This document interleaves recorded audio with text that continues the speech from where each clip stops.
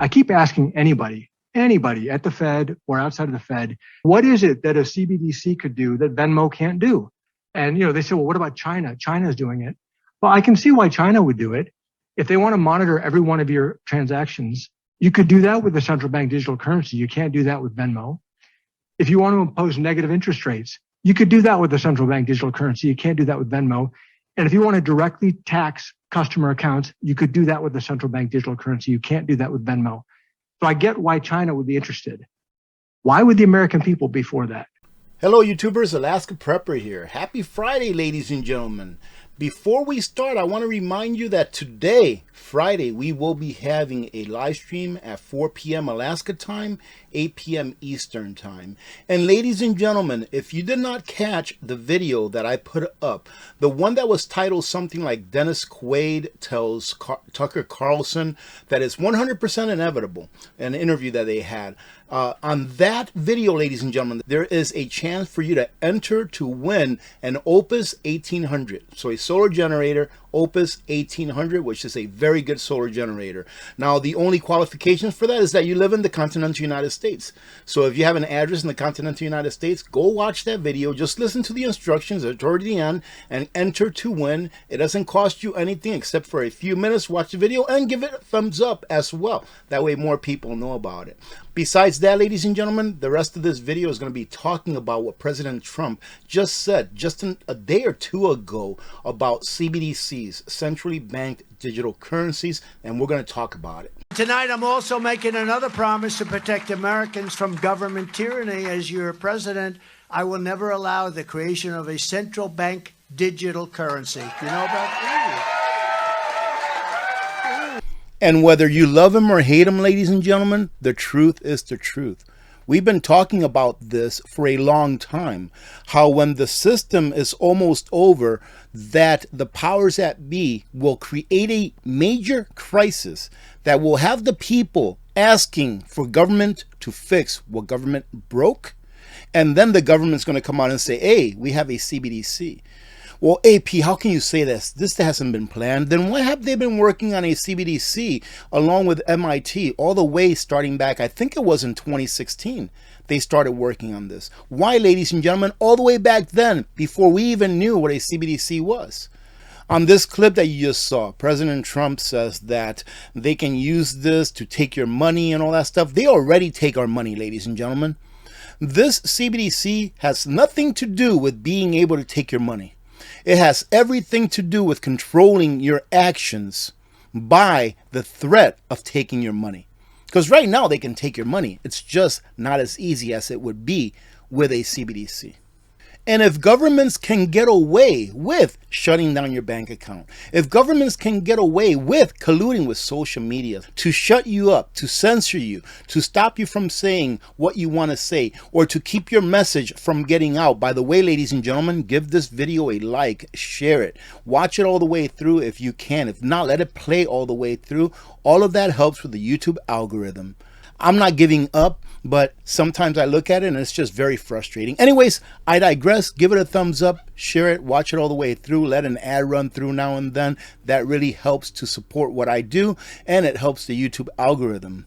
As I was saying, if a government now can ask banks to go ahead and shut down your account, they don't really ask them, but they kind of imply, hey, maybe this group of people shouldn't have their accounts open. Maybe we should close these guys' accounts.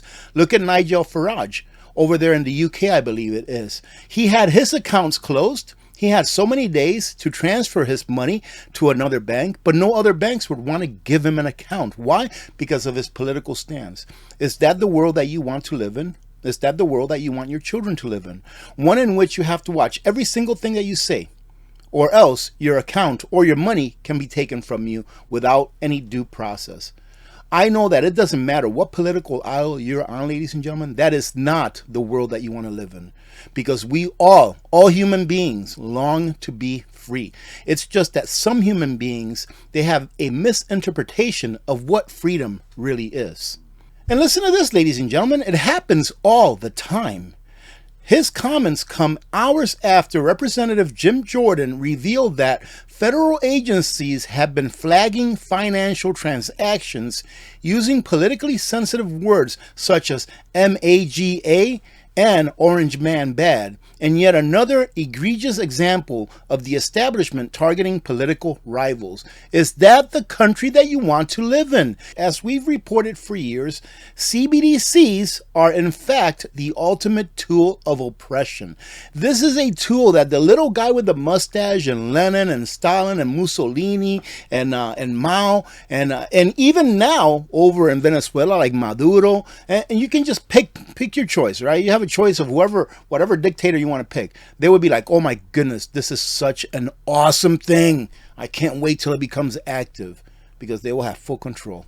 Ladies and gentlemen, they will be able to tell you whether you can or cannot interact in the economic society, which everyone does right now and needs to interact, economically speaking, that is. Even if you're a hermit, you need to interact economically speaking at one time or another. And in fact, even the Fed governors know the danger. And I think I know who they're going to talk about. The guy that's got that bald head. I saw him talk about CBDCs and how terrible they would be. In thinking about the implications of CBDC and privacy, we must also consider the central role that money plays in our daily lives and the risk that CBDC would provide not only a window into, but potentially an impediment to the freedom of Americans to enjoy by choosing how they spend their money and invest their money, ladies and gentlemen. So they can let you do it if they want. They don't have to let you do it if you don't want to. All right. And that was Federal Reserve Governor Michelle Bowman, who told Harvard Law School program on international financial systems last year. Now, listen to this. I keep asking anybody at the Fed or outside of the Fed to explain to me what problem this is solving. I can send anybody in this room $5 with Venmo right now. Right? No, seriously. So what is it that a CBDC could do that Venmo can't do? And all I get is a bunch of hand waving. I get a bunch, well, maybe it's better for financial inclusion. Maybe it's better for cross-border remittances. Maybe. Is there any evidence that it is? And, they say, well, what about China? China's doing it. Well, I can see why China would do it. If they want to monitor every one of your transactions, you could do that with the central bank digital currency. You can't do that with Venmo. If you want to impose negative interest rates, you could do that with the central bank digital currency. You can't do that with Venmo. And if you want to directly tax customer accounts, you could do that with the central bank digital currency. You can't do that with Venmo. So I get why China would be interested. Why would the American people be for that? And that's the one that I was implying about that had the bald head. Even he knows that this is not a tool for freedom or convenience, but a tool that is currently being used by oppressive countries to keep their citizens under control. Central bank digital currencies are part of a broader war on cash. Absolutely. We have to get rid of cash in order for this to happen. A cashless society is sold on the promise of providing a safe, convenient, and secure alternative to physical cash. Hey, ladies and gentlemen, if you don't have any physical cash, no one's going to hold you up, right? Nobody's going to rob you. But who's really robbing you?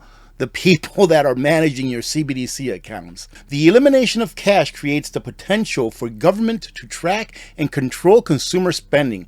You hear that? Control consumer spending. Digital economies would also make it even easier for central banks to engage in manipulative monetary policies such as negative interest rates. Do you know what negative interest rates are? Negative interest rates mean that if you leave your money in an account for too long, that money will eventually deplete over time. So let's say that the central bank is saying, all right, if you have $100 worth of CBDCs, after 30 days, it's going to turn into $98 because we have a negative 2% interest rate on money that's in this account. Oh, and then after 60 days, it'll turn into $90. After 80 days or 90 days, it'll turn into $85. That's what a negative interest rate is when they tax you on your money because you refuse to use it. Therefore, you can no longer save. They can also implement something in your CBDC account where it allows you to save only so much, making it so that you have to spend your money and you don't have a choice but to spend it or lose it. Think about this. If they say, oh, wait a minute, it's too hot today, so we have to make sure that you can't drive that much. Well, guess what? You have a CBDC in your little electronic wallet that the Fed gave you for free, ladies and gentlemen. Just download it. It's free. Well, you can't use your CBDC wallet to get gas anywhere outside a 20-mile radius of where you live. And that's just me thinking outside the box. They have people in think tanks that they pay a lot of money so that they can think of even more nefarious ways to use a CBDC against we the people. But again, ladies and gentlemen, time will tell. Let me get off now. Have a great rest of your day. We'll see you all this afternoon. God bless every one of you. God bless America. I'm Alaska Prepper. I'm out.